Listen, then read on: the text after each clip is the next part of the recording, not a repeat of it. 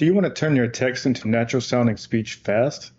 Or do you want to do real-time translation? You can do this and more with the Azure Speech CLI. In this video, we'll get into how you can start using it within minutes. All right, so in order to do that, we need to create a resource in Azure here, and that resource is going to be an Azure Microsoft Foundry resource. So we're going to create that, and this is going to be what we'll use for the speech CLI to run on the models are. So we'll just create a new resource group.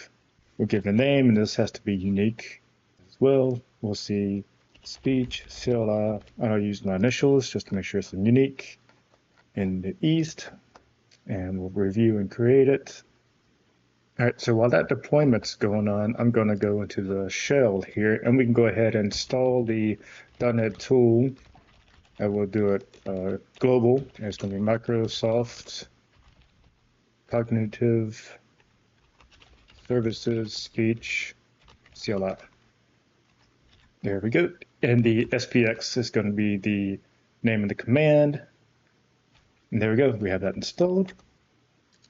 All right, and our deployment is now complete. So we'll go to the resource, and we need to get the keys and endpoint here. So I'll get the key, and we need to set that up with our CLI from there in the config. And we'll do SPX config. We'll set the key. We'll set the key equals that. All right, and then we'll do the same thing with the region. Set region, and we'll just copy this. There we go.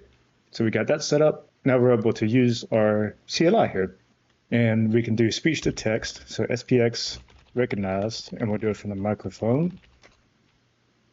Testing. This is from the microphone.